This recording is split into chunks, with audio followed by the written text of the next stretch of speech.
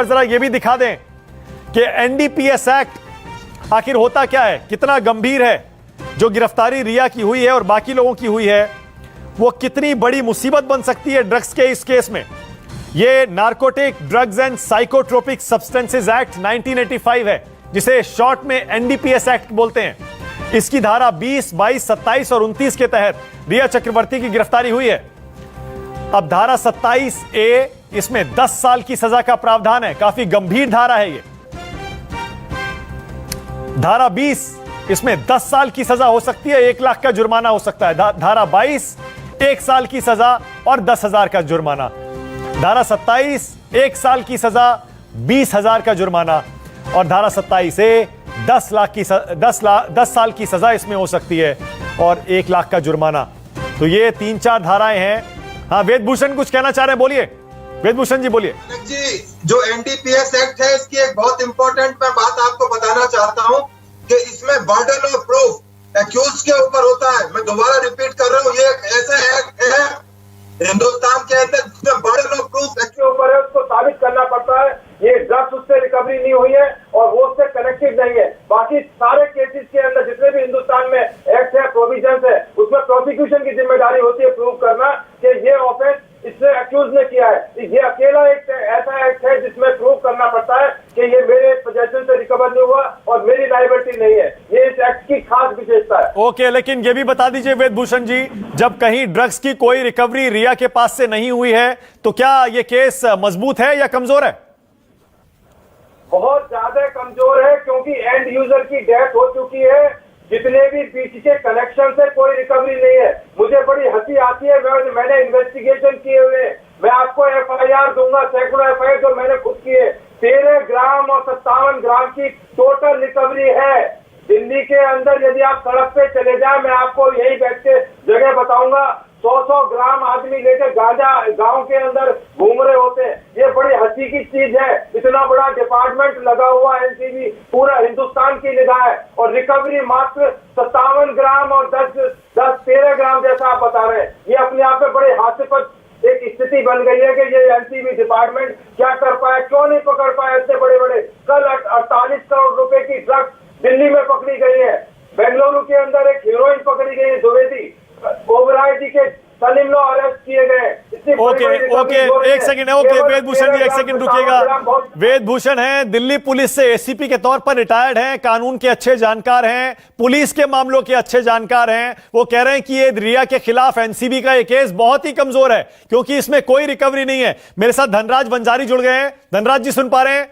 Mumbai police से retired हैं, Mumbai police में एसीपी के तौर पर आप रिटायर हुए थे। धनराज जी, सुन पा रहे हैं मुझे? हाँ जी। हाँ धनराज जी, क्या आप सहमत हैं वेदभूषण जी से? क्या एनसीबी का यह केस रिया के खिलाफ कमजोर है, क्योंकि इसमें कहीं ड्रग्स की कोई रिकवरी रिया से नहीं हुई है? नहीं, मैं इस बात से उनसे सहमत नहीं हूं, क्योंकि एनडीपीएस एक्ट का जो सेक्शन 66 है, ये सेक्शन पूरी तरह से इंडियन एविडेंस एक्ट सेक्शन 25 के विपरीत है, अलग है। Section 25 Indian evidence act police के सामने दी हुई कोई जबानी को एविडेंस के तौर पे सही नहीं मानता, सबूत नहीं मानता, जबकि एनडीपीएस का सेक्शन 66 ये कोई डॉक्यूमेंट या किसी विटनेस की जबानी को एविडेंस के तौर पर सीधे सीधे प्रिजम्पशन के तहत कोर्ट में एविडेंस माना जाता है। इसके अंदर ये एक मेन वजह है कि आज रिया की अरेस्ट हुई। दूसरी रिया के अरेस्ट होने की वजह जो है रिया का कॉन्डक्ट, रिया के जो व्हाट्सएप मिले हैं, रिया के जो डिजिटल टेक्नोलॉजिकल एविडेंस है तो उसके डिवाइसेस से मिले हैं, वो डिवाइसेस से मिले हुए एविडेंस, रिया ने बोला कि मेरा ड्रग से कोई संबंध नहीं है, यानी वो she was trying to escape herself. ये जो कॉन्डक्ट है, subsequent conduct and previous conduct, ये दोनों कॉन्डक्ट को अगर कोई पीस ऑफ डॉक्यूमेंट जोड़ता है तो मेरे ख्याल से being a cop and now being a practising advocate, ये एक साझा सबूत कोर्ट के अंदर निष्पन्न हो सकती है। इसके अंदर हो सकता है रिया की कस्टडी भी पुलिस को इंक्वायरी के लिए मिले, और केस अगर पुख्ता बनता है तो रिया के अगेंस्ट पुख्ता चार्जशीट कोर्ट के अंदर दाखिल की जा सकती है। धनराज जी, मैं तो ये पूछ रहा हूं कि इसी केस में जिन ड्रग्स पेडलर के पास से ड्रग्स मिले हैं उन तक की जमानत हो चुकी है, ऐसे में रिया को जमानत मिलना कितना मुश्किल होगा?